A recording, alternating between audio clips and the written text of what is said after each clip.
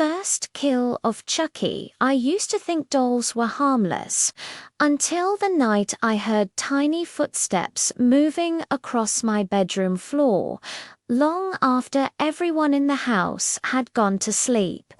It started when my cousin gave me a box of old toys she said belonged to her kids.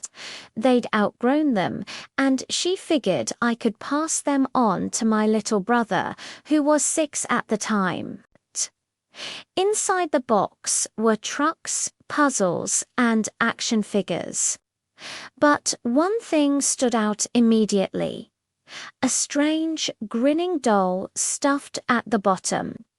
It was a little bigger than the rest of the toys, with a shock of red hair, freckles, and a smile that looked a little too wide, too permanent. "His name's Chucky," my cousin had said casually, like it was nothing. He talks. "When you pull the string on his back, at first we thought it was funny. My brother dragged him round everywhere, and when you pulled the cord, the doll would say things like, 'I'm your friend,' to the end. In a cheerful, mechanical voice. Harmless, right? But that cheerfulness wore thin almost immediately. Because sometimes the doll would say things that didn't sound like part of a recording. The first time it happened, my brother was alone in the living room, and I heard him shout for me. He was pointing at Chucky, who sat upright on the couch. He talked different. He whispered. I pulled the string, and the doll chirped the usual line. I laughed it off, told my brother he probably imagined it. Kids get ideas in their heads. But that night, when the house was quiet, I walked past the living room and froze. I swear I heard a low voice mutter, "Don't turn your back on me." The doll sat there in the moonlight, still smiling. Over the next few days, things escalated. My brother would find Chucky sitting in places he didn't remember leaving him. Once in the hallway, once in the bathroom. He swore he hadn't moved it, but no one else admitted to touching the thing. I wanted to believe there was a simple explanation, that maybe my brother was playing around, or maybe I'd convinced myself into paranoia. But then came the night that changed everything. We sat there, huddled together, as the house groaned with silence. For a while, nothing happened. I almost convinced myself I'd imagined it all. But then came the scratching, a slow, deliberate scrape against the outside of the door. Back and forth. Back and forth! My brother clutched me, whispering, "Make him stop." The scratching went on for what felt like hours before finally stopping. I didn't sleep that night. Neither did my brother. The next morning, we searched the house. The doll was gone. We never found it. Not in the living room.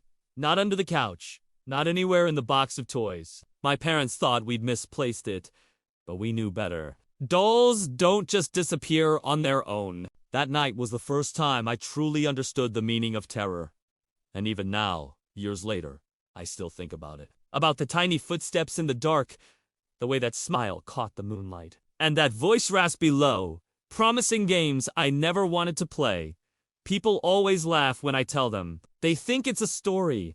Some exaggerated childhood memory. But sometimes when I wake up in the middle of the night, could swear I hear it again. The faint scrape of plastic against the floorboards. And a voice whispering from the shadows. I'm your friend. To the end. It was late. I was in my room, half asleep, when I heard a sound that didn't belong.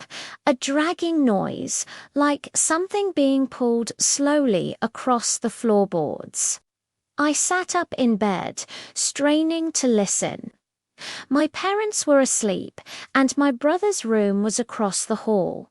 The sound grew louder, and then I heard it. The faint scrape of tiny footsteps moving in my direction. My heart was pounding as I flicked on my lamp, trying to convince myself it was just my imagination. But when I looked toward my bedroom door, I froze. Chucky was standing there. Not sitting, not slumped over like a toy should be. He was standing upright in the doorway, leaning slightly to one side, as if his balance wasn't quite right. His glassy eyes caught the light and seemed to shimmer, and that permanent plastic grin stretched across his freckled face. For a moment, I couldn't breathe. Then, "Wanna play?" His voice rasped, but it wasn't mechanical anymore. It was deeper, meaner. I wanted to scream, but nothing came out. I just stared, paralyzed, as the doll tilted its head. And then, like a sudden burst of courage, I leapt out of bed, kicked him hard, and ran straight into my brother's room. He woke up crying as I slammed the door behind me and shoved a chair under the knob.